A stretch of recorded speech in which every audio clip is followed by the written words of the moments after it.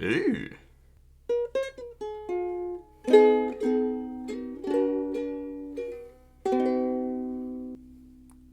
I'm not going to use that as the intro.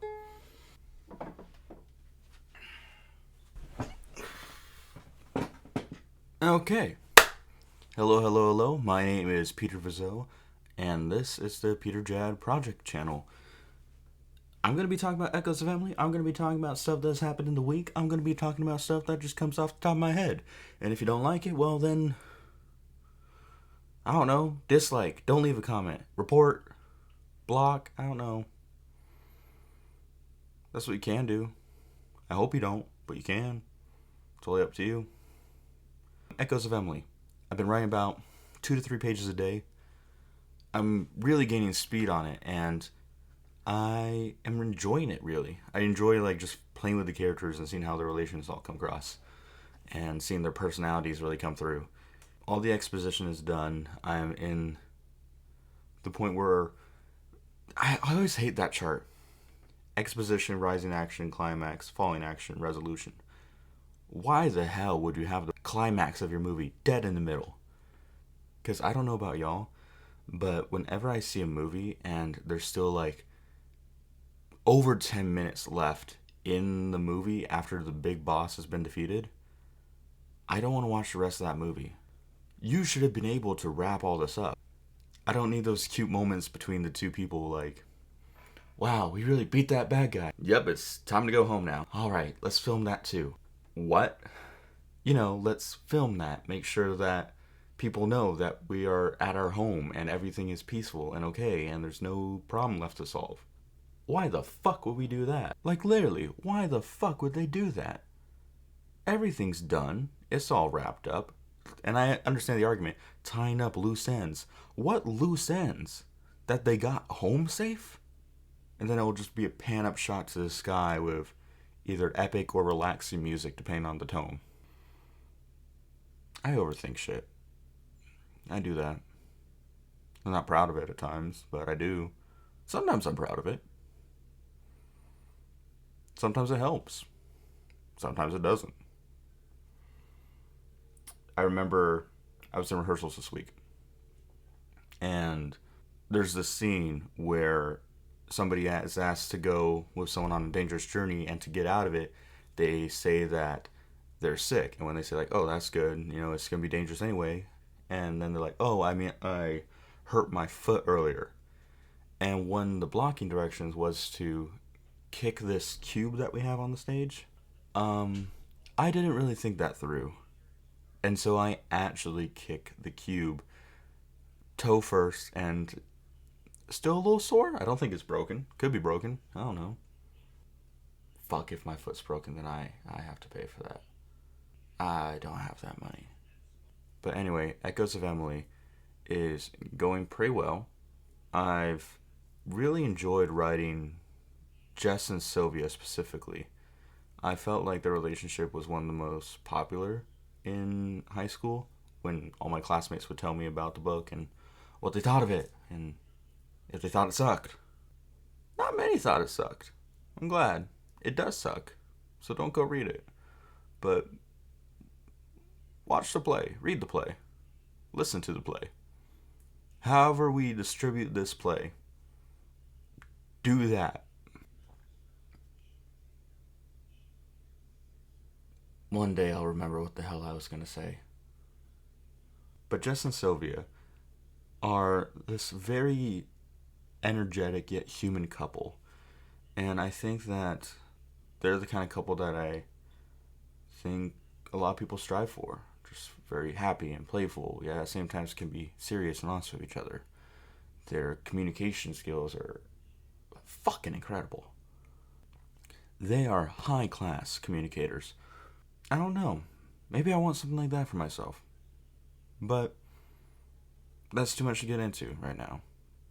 Hell, I barely have time for writing it with school and work and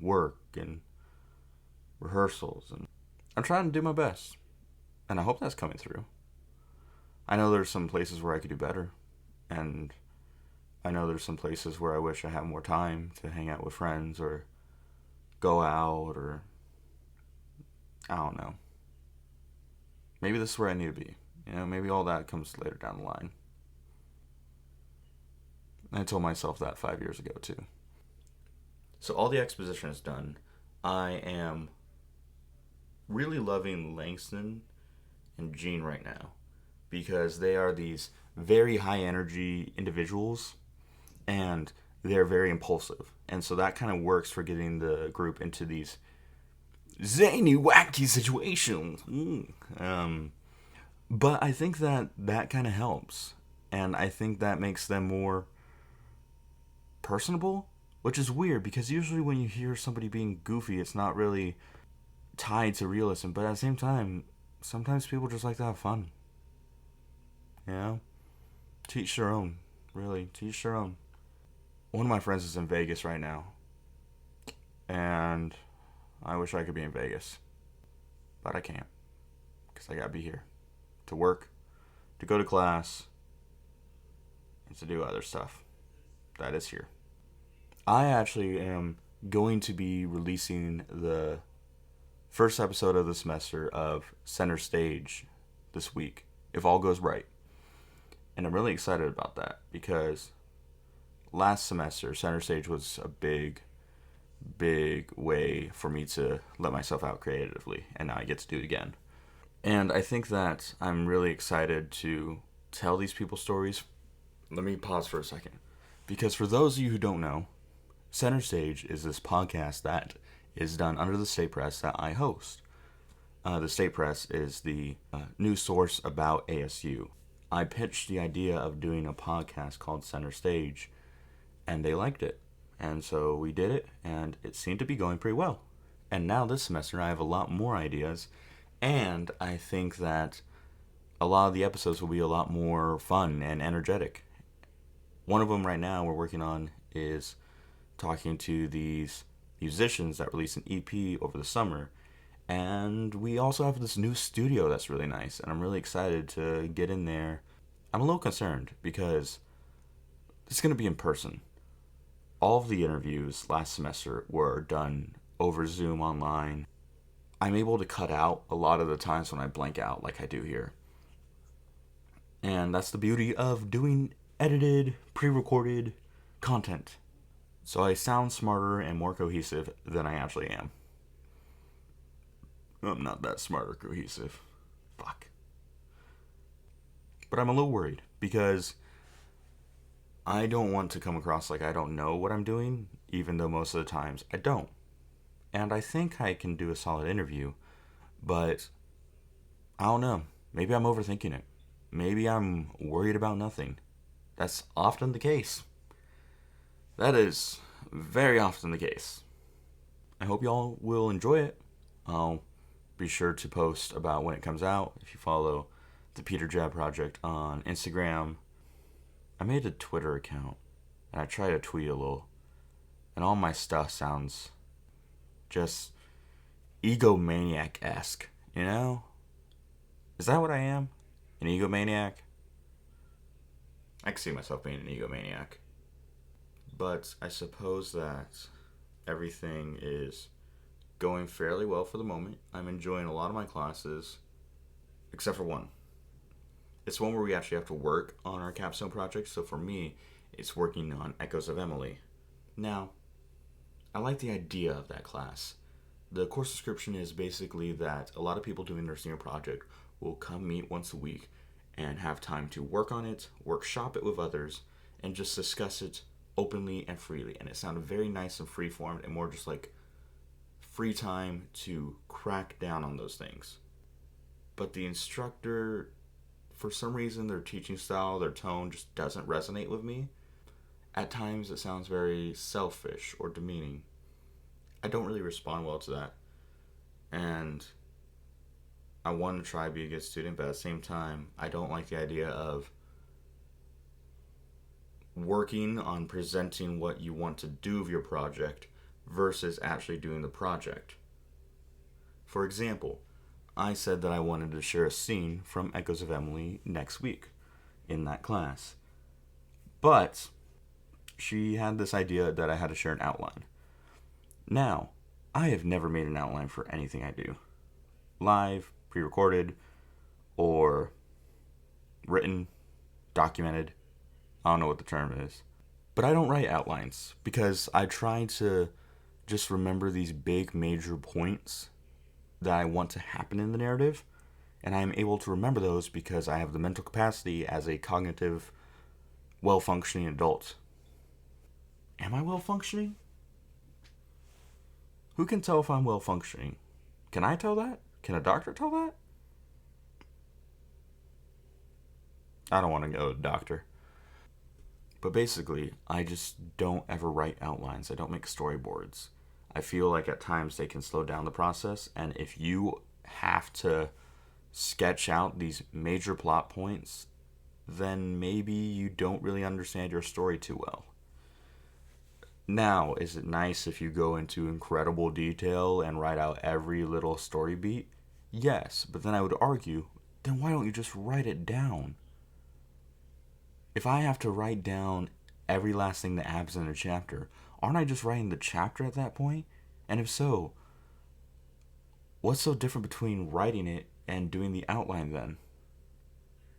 Because for her to say that she needs an outline makes me feel like she's saying, write it twice. And I don't have the time for that. I am recording this before a double shift, before a double shift, before a double shift. I don't have the time to make a nice little storyboard on index cards. Now what I can do is dedicate that time to writing out the actual play. But I guess that doesn't suffice. I really like writing. Whether I'm good at it or not is up for debate.